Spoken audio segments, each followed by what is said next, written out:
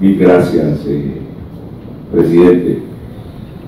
Celebro que los señores senadores hayan puesto este problema tan complejo en este espacio.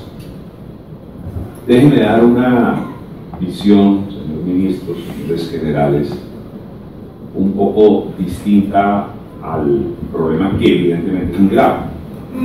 Primero, un acuerdo de paz no termina el narcotráfico.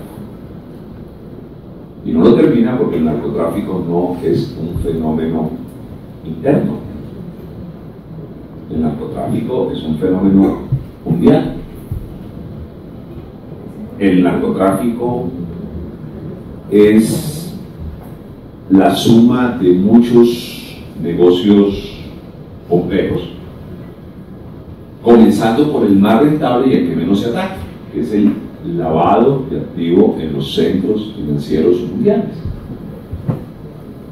Yo siempre he esperado la noticia en el New York Times, en el Times, Los Angeles Times, o algún documento, el World Press Review, en donde nos cuente cómo hay una política mucho más dura de las autoridades norteamericanas y en general del mundo para la persecución de los lavadores de activos.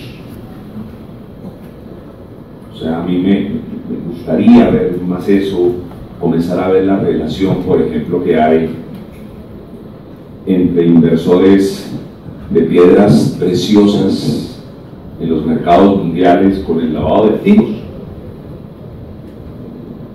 Eso ayudaría a enfrentar un problema que evidentemente es muy complejo. Nosotros tenemos que hacer un esfuerzo gigantesco, evidentemente, por acabar la parte del negocio que nos toca a los colombianos, porque yo tampoco quiero salir con la peregrina idea de que en Colombia no hay problemas del narcotráfico y de que no existe. No, claro, nosotros tal vez tenemos la cadena más débil, que es el cultivo y el procesamiento, porque incluso lo que uno puede comenzar a ver es que la propia distribución, los carteles colombianos han ido perdiendo ese espacio, ¿no? La microdistribución en los grandes mercados poco a poco lo ha ido perdiendo, y evidentemente ha entrado a jugar un nuevo actor, que son los mexicanos. Algo que a mí me aterra, me da físico miedo, se los quiero decir, es la comunicación que le dicen a uno nuestros campesinos de presencia de nuevos grupos armados con una gran relación con esos carteles de México en muchos lugares de Colombia, ya ni siquiera negociando, sino ejerciendo algún tipo de presión armada. Aquí se han hecho unas afirmaciones como deben ser en un debate de control político. Yo tengo un profundo respeto por mis colegas de esta comisión y por la valentía, el carácter de Tania, de Paola, y particularmente la senadora Paola ha hecho una pregunta que valdría una primera respuesta, que es muy dura, y evidentemente sus palabras, como ella deja entrever en unos datos que entrega, pues no son palabras simplemente de especulaciones. Hace unas preguntas muy precisas, la relación de este señor con este señor, etcétera, que son observaciones que más que un comentario tienen una afirmación evidentemente de algún grado de conocimiento más profundo de lo que está pasando, incluso en algunas zonas del país en que yo no me atrevería a hacer comentarios porque no conozco a fondo lo que ella puede conocer, o por lo menos lo que ella ha sido informada. Pero les haría una primera pregunta, ministros y generales.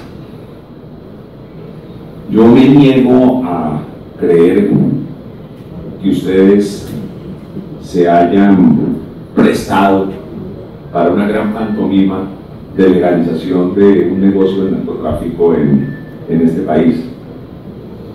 O sea, si eso fue el proceso de paz, es una vaina terrible. Yo sí creo que en ese proceso al cual aquellos sectores que defendimos la necesidad, entre otras cosas, yo prefiero, más que llamarle proceso de paz, yo prefiero llamarle proceso de fin de una guerra. La paz todavía nos la estamos debiendo, todavía tenemos que construirla y tiene muchos problemas, pero ese es un tema distinto. Entonces, lo primero, yo no puedo creer que las fuerzas militares, la propia policía, se hayan prestado para una negociación sin decirle al país: señores, lo que se está negociando allá es una legalización masiva de un negocio que todos tenemos que combatir. O sea, ese es un elemento que valdría la pena pues tener una respuesta. Segundo,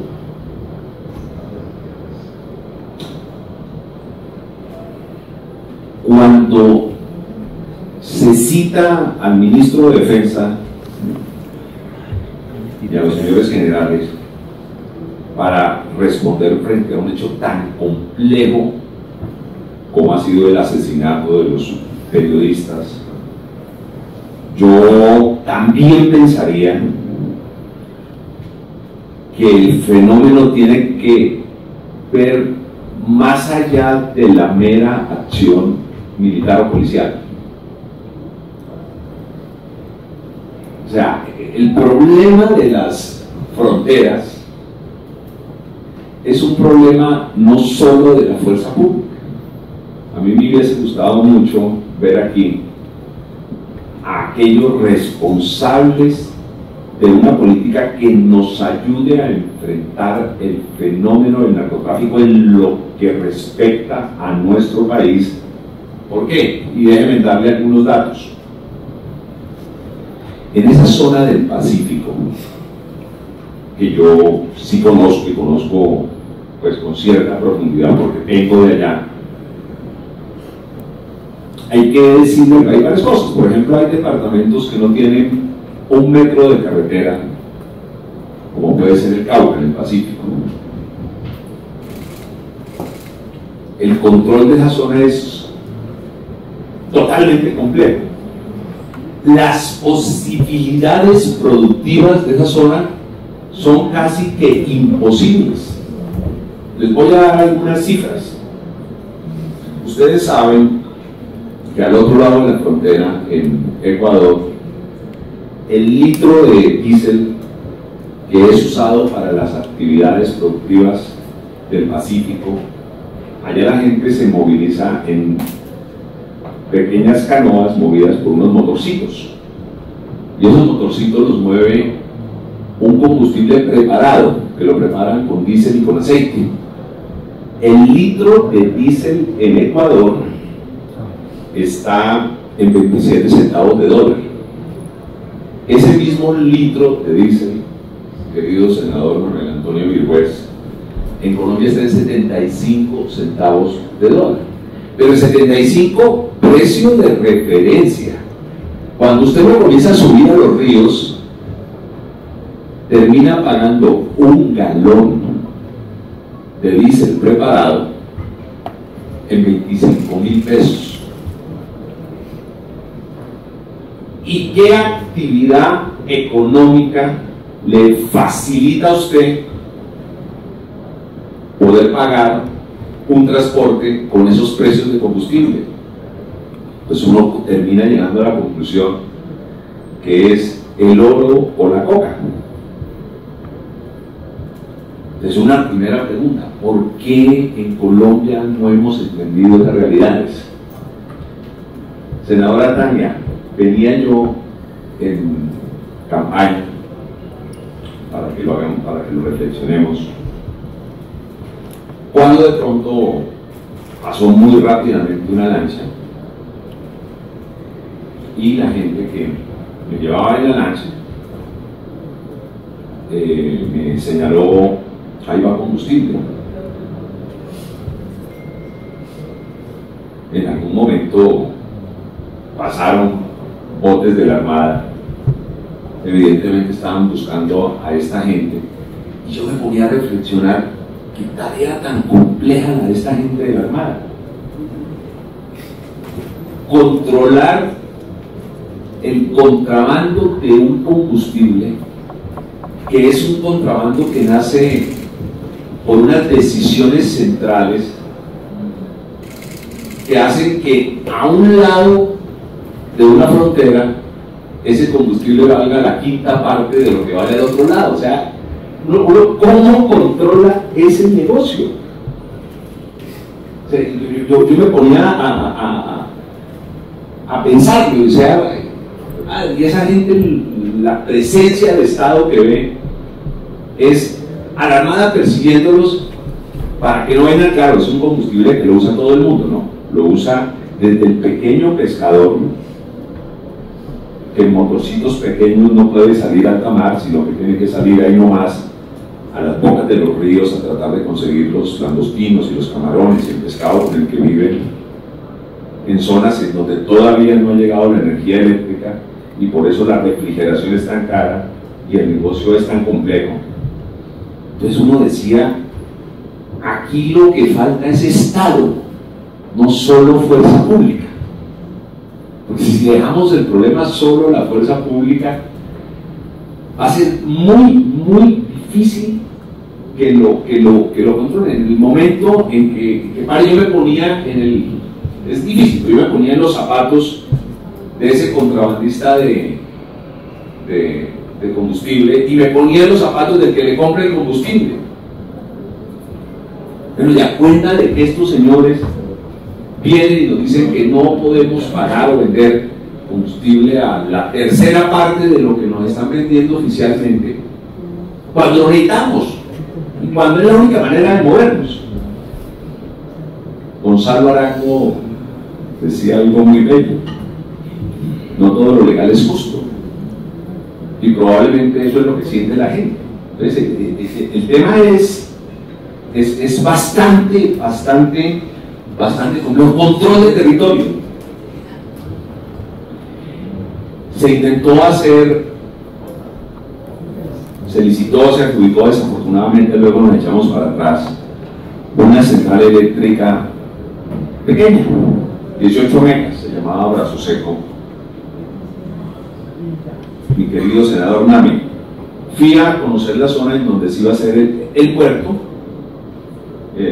para meter las maquinarias y todo. Iba a haber un sistema dual de transporte, parte en ríos, parte en una carretera que había que hacer. Quien conozca un bosque húmedo del Pacífico sabe lo complejo que es controlar esa zona. 300 metros desde donde se embarcaba la canoa hasta el sitio, un altico en donde se pensaba hacer un campamento para el cargue y descargue de todos esos materiales. Nos demoramos, ministro, casi 3 horas, porque eso es fango. Porque cuando uno camina en esa zona, tiene que estar pendiente de dónde pone la mano y dónde pone el pie por las culebras. O sea, el control de esa zona es una cosa muy compleja. No lo digo con ánimo de justificar, sino de entender que hay otra Colombia. Ese bosque húmedo del Pacífico que arranca en Tumaco y echa para arriba es muy difícil de patrullar. Cada río tiene 7, 10 bocas. O sea, y tiene canales y tiene una cantidad de cosas. Evidentemente, y en eso me parece que hace un avance las observaciones del senador Chamorro. Tenemos que juntarnos más con el gobierno ecuatoriano para juntos generar toda una estrategia política militar que enfrente ese problema. Es evidente, o sea, hay más cooperación y más cierta autonomía para adelantar una serie de acciones, es lo que se necesita, pero controlar eso mientras a la gente no se le oferte otras opciones de vida es bastante complejo. Mire, tal vez de lo que más nos ha golpeado para el fortalecimiento del narcotráfico en el sur del país es la apreciación del dólar frente al peso. Y a pesar de que en estos días ha habido una ligera devaluación del dólar, que no tanto, porque es que 2.700 pesos tasa de cambio es bastante buena, digamos, para quien exporta. Preparémonos, porque yo sí visualizo que a fin de este año, cuando la política del gobierno americano de sacar el máximo petróleo que puedan sacar, otorgando cientos de licencias para el fracking y otras tecnologías ambientalmente no muy amigables, pero es una decisión política que tomó Trump y que evidentemente la están poniendo a funcionar, hará que los precios del petróleo vuelvan a bajar y que el dólar vuelva a dispararse a unas cifras impresionantes. Y cuando el dólar se dispara, evidentemente también se dispara el negocio del narcotráfico, porque vuelve a ser muy rentable. En resumen, yo haría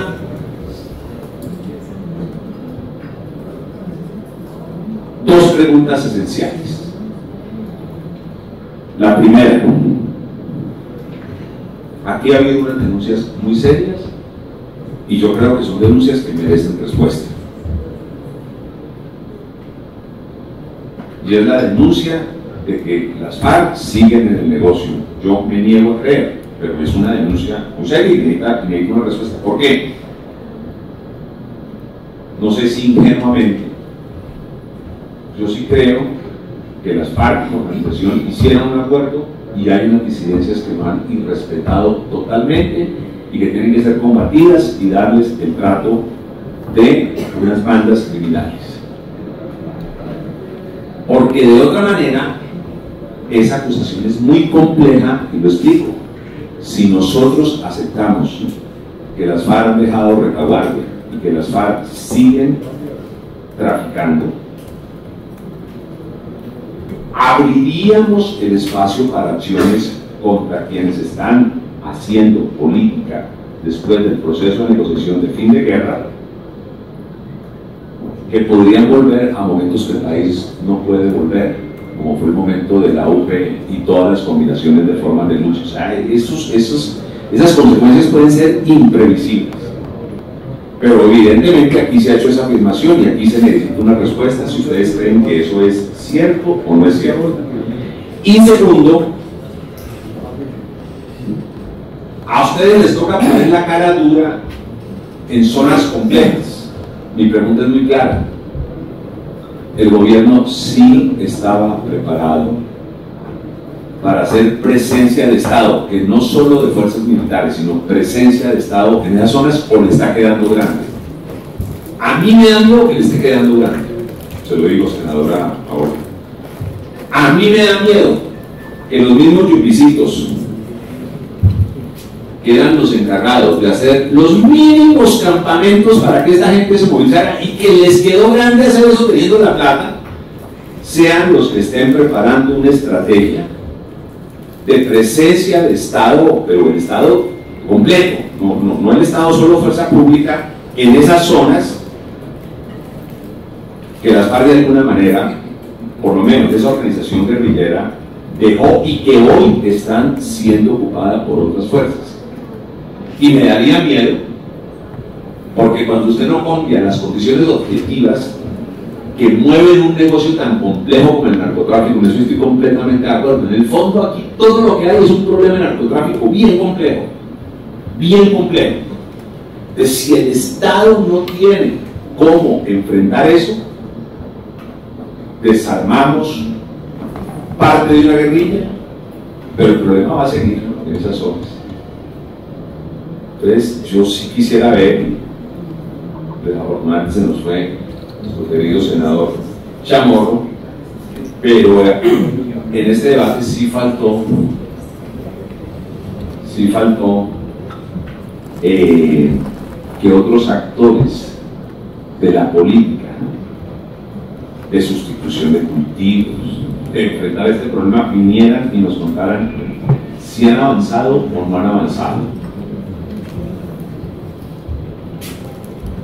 Dejar el problema solo a las armas es mantener el problema. Mantener el problema. Si queremos enfrentar ese problema, tiene que entrar todo el Estado y no solo la fuerza pública. Y yo lo que estoy sintiendo es que está entrando por ahora solo la fuerza pública, y eso es muy grave para enfrentar ese problema migratorio, presidente.